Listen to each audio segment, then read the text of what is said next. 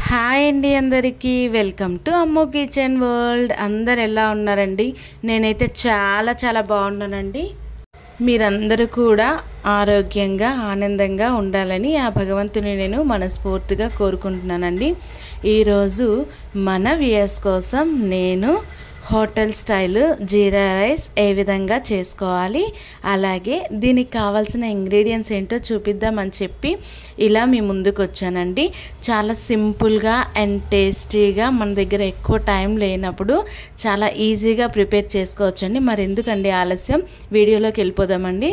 ముందుగా దీనికి కావాల్సిన ఇంగ్రీడియంట్స్: సన్నగా పొడుగా కట్ చేసి పెట్టుకున్న ఉల్లిపాయలు, అదేవిధంగా పచ్చిమిరపకాయ ముక్కలు, కొద్దిగా కరివేపాకు, సన్నగా కట్ చేసి పెట్టుకున్న కొత్తిమీర, టేస్ట్కి తగినంత సాల్ట్, కొద్దిగా అల్లం వెల్లుల్లి పేస్ట్, కొద్దిగా జీలకర్ర, అలాగే కొంచెం టేస్టింగ్ సాల్ట్, కొద్దిగా గరం మసాలా కూడా తీసుకోవాలి. ముందుగా ప్యాన్ హీట్ అయిన తర్వాత దానిలోకి మనము కొద్దిగా ఆయిల్ని యాడ్ చేసుకోవాలండి. అలాగే 2 టేబుల్ స్పూన్ల నెయ్యిని కూడా వేసుకోవాలి. ఇప్పుడు ఆయిల్ హీట్ అయిన తర్వాత మనము ముందు సన్నగా కట్ చేసి పెట్టుకున్న ఉల్లిపాయ ముక్కల్ని ఆయిల్లోకి వేసుకోవాలండి. ఈ ఉల్లిపాయ ముక్కలు అనేది మనము బ్రౌన్ కలర్ వచ్చే వరకు కూడా ఈ ఉల్లిపాయ ముక్కల్ని మనము వేయించుకోవాలండి. చూసారు కదా, ఈ విధంగా ఉల్లిపాయ ముక్కల్ని బ్రౌన్ కలర్ వచ్చే వరకు వేయించుకోవాలండి. దాని తర్వాత దీనిలోకే మనము పొడువుగా కట్ చేసి పెట్టుకున్న పచ్చిమిరపకాయ ముక్కల్ని కూడా యాడ్ చేసుకోవాలండి. పచ్చిమిరపకాయలు వేసేసిన తర్వాత ఒక్క 2 నిమిషాల పాటు దీనిని ఈ విధంగా ఫ్రై చేసుకోవాలండి.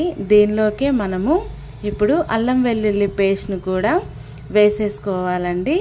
ఈ అల్లం వెల్లుల్లి పేస్ట్ అనేది మనము కింద అడుగు అంటుకోకుండా గ్యాస్ అనేది సిమ్లోనే పెట్టుకొని 2 నిమిషాల పాటు అల్లం వెల్లుల్లి పేస్ట్ పచ్చి వాసన పోయే వరకు కూడా మనము వేయించుకోవాలండి. చూసారు కదా, ఈ విధంగా వేయించుకోవాలి. ఇలా వేగిన తర్వాత దీనిలోకి మనము మిగతా ఇంగ్రీడియంట్స్ని కూడా యాడ్ చేసేసుకుందామండి. ఇప్పుడు దీనిలోకి జీలకర్రను కూడా వేసేసుకున్నాను. జీలకర్ర వేసిన తర్వాత ఒక్క 2 మినిట్స్ పాటు ఇలాగా వేయించుకోవాలండి. ఇప్పుడు దీనిలోకి మనము ముందుగానే ఉడికించి పెట్టుకున్న రైస్ని వేసుకోవాలండి. చూసారు కదా, రైస్ అనేది ఈ విధంగా పొడిగా ఉండాలండి. ఈ విధంగా పొడిగా ఉండాలంటే రైస్ అనేది మనము ముందుగానే ఒక అరగంట సేపు నానబెట్టుకొని తర్వాత ఉడికించుకోవాలండి. చూసారు కదా, రైస్ వేసేసిన తర్వాత ఒకసారి ఈ విధంగా కలుపుకోవాలండి. రైస్ అనేది ఈ విధంగా స్టిక్కీగా లేకుండా పొడిగా రావాలంటే మనము రైస్ ఉడికించుకునేటప్పుడు ఒక 2 టేబుల్ స్పూన్ల ఆయిల్ అనేది వేసుకొని ఉడికించుకున్నట్లయితే స్టిక్కీగా లేకుండా ఈ విధంగా పొడిగా వస్తుందండి. చూసారు కదా, రైస్ అనేది చాలా పొడిగా ఉడికిందండి. ఇప్పుడు దీనిలోకి మనము టేస్ట్కు తగినంత సాల్ట్ను కూడా యాడ్ చేసేసుకోవాలండి. అదేవిధంగా ఇక్కడ మీరు చూసినట్లయితే టేస్టింగ్ సాల్ట్ని కూడా ఇదే టైంలో వేసుకోవాలండి. టేస్టింగ్ సాల్ట్ కూడా వేసేసిన తర్వాత ఇప్పుడు గరం మసాలాను కూడా వేసుకోవాలండి. గరం మసాలా అనేది మన టేస్ట్కి తగ్గట్టు యాడ్ చేసుకోవాలండి. ఈ విధంగా గరం మసాలా కూడా వేసేసిన తర్వాత రైస్ అంతటిని కూడా ఒకసారి ఇలా కలుపుతూ ఉండాలండి. టేస్టింగ్ సాల్ట్ ఇంకా సాల్ట్ కూడా వేసాం కదా, ఈ సాల్ట్ అనేది రైస్ మొత్తానికి పట్టేలాగా, రైస్ అనేది విరిగిపోకుండా ఈ విధంగా నెమ్మదిగా చూసుకుంటూ గ్యాస్ అనేది సిమ్లోనే పెట్టుకొని